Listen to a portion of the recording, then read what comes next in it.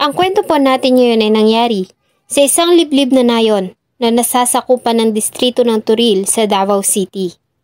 Ito ay ang Barangay Sibulan.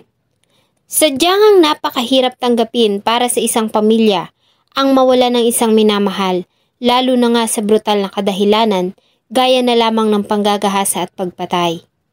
Pero wala na atang hihigit pa sa sakit kung ang mismong gumawa nito ay sarili mong kadugo. Samahan niyo po akong balikan ang talaga namang karumal-dumal na pagkamatay ng isang dalagita na si Noreen Gay Ado Epal. Bago ko po simulan ang ating story, sa mga bago po sa channel ko, please hit the subscribe button at pakipindot na rin po ang notification bell para ma-notify kayo pag may bago tayong upload na videos. November 4, 2022, nangganap na alas 11:30 ng umaga, nang magulantang ang tahimik na lugar sa Purok 5, Sitio Colorado, Barangay Sibulan, Turil District, Davao City.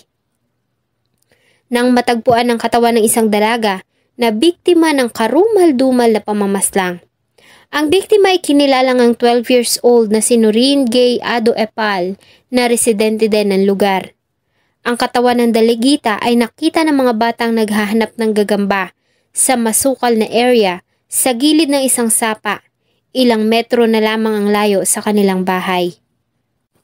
Ayon sa report, ay nagpaalam si Noreen sa mga magulang noong December 3, 2022 para dumalo sa isang pagdiriwang at doon umano siya matutulog sa bahay ng kanyang lolo at lola sa kabilang purok. Kinabukasan ay nagpaalam na ito sa kanyang lola para umuwi. Subalit ilang oras pa lamang ang nakakalipas nang makaalis ito ay natagpuan na ang walang buhay nitong katawan.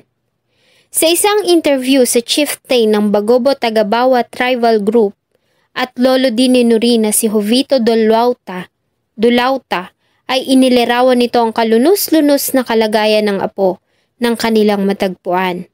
Ayon sa kanya ay bali-bali ang mga buto nito sa braso at tanggal ang suot nitong damit. Kaya naman ay una nang tiningnang motibo ng kapulisan ay ang panggagahasa. Ayon din sa chieftain, ay malakas umano ang kanyang paniniwala na hindi taga Purok 5 ang suspect. Maliban kasi sa magkakamag-anak silang lahat na naninirahan doon, ay wala pa umanong ganong krimen na nangyayari sa kanilang lugar, lalo na nga at ganon kabrutal. Matindi ang paghihinagpis ng pamilya, lalo na ng kanyang ama na si Jovel Epal. Noong una hindi pa alam kung sino ang gumawa ng karumal-dumal na krimen. Lumabas sa pagsusuri na ang biktima ay positibong nakaranas ng panggagahasa. Ito ay namatay sanhi ng asphyxia by strangulation o pagkawala ng hininga sanhi ng pagkakasakal. Noong una ay may 4 na persons of interest ang inimbestigahan. Subalit walang kahit na anong ebidensya ang naglilink sa mga ito sa kaso, kaya naman ay hindi na ito pinangalanan at agad ding pinakawalan. Hanggang sa dumulog sa kanilang isang witness na nagbigay ng linaw sa kaso. Isang minor de edad ang lumapit sa tanggapan ng pulis at nagbigay ng kanyang salaysay. Ayon sa kanya, ay nakita niya ang lolo ng biktima, ang 60 years old na si Areneo Limucon Ado, ama ng ina ni Noreen, noong araw na mangyari ang krimen. Kilala niya umano ito dahil sa ito ay barangay tanod sa lugar. Nakita niya ang matanda galing sa lugar kung saan nakita si Noreen. Wala itong suot na damit at tanging short lamang. Dahil dito ay nag-focus ang investigasyon sa itinurong suspect ng witness. At matapos ang masusing investigasyon ay ipinabatid ng pulisya. Base sa mga ebidensya na kanilang nakalap, ay official nilang pinangalanan ang lolo ni Noreen na si Areneo Limucon Ado na siyang pangunahing suspect sa pagpatay at panggagahasa sa sarili nitong apo. Maliban dito, ayon sa tiyahin ng biktima, ay una na nilang pinagdudahan ng matanda dahil sa kakaiba nitong kinikilos, ilang araw matapos na matagpuan ang katawan ni Noreen. Kapansin-pansin din umano ang pagkabalisa nito noong araw na makita ang katawan at magsagawa ng imbestigasyon ang team ng SOCO sa crime scene. December 13, 2022, ay formal nang sinampahan ng kasong pagpatay at panggagahasa ang suspect at ito ay nasa pangangalaga ng Davao City Police Station habang dinidinig ang kaso sa hukuman. Hindi naman naitago ng ama ni Noreen na si Joven ang matinding paghihinagpis nang malaman kung sino ang gumahasa at pumatay sa anak na babae. Ayon sa kanya, mula nang mamatay ang anak na si Noreen ay wala pa siyang lakas ng loob para kausapin ang biyanan. Ayon pa dito, ay huli niyang nakausap ang asawa na nasa Saudi Arabia at hindi umano nila napag-uusapan ang tungkol sa pumatay kay Noreen.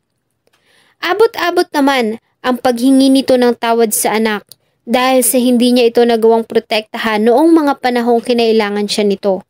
Maging ang kapatid ni Noreen na lalaki ay hindi maipinta ang galit. Ayon sa binata ay walang kapatawaran ang ginawa ng suspect sa kanyang kapatid at hindi umano niya ito handang kausapin. Ayon sa kanila, si Noreen ay sadyang malambing na bata. Ugali na nito ang humahalik sa ama at mga lolo bago umalis ng bahay. Pangarap ng dalaga maging isang flight attendant o kaya naman ay isang guro. Kaya nga nagsisikap ang kanyang mga magulang para siya ay mapag-aral sa kabila ng kahirapan sa kanilang lugar. Nagtitiis ang kanyang ina sa malayo para sa kinabukasan ng dalawang anak. Subalit lahat ng pangarap ng pamilya ay gumuhong lahat. Ang masakit pa, ang taong gumawa nito ay ang mismong lolo at ama ng ina ni Noreen. Salamat po sa walang sawang pagtangkilik sa atin pong mga video. Sana po ay samahan niyo akong muli sa susunod nating mga episodes. Huwag niyo pong kalimutang mag-iwan ng inyong saloobin at suggestion sa atin pong comment section. Thank you so much po and see you on my next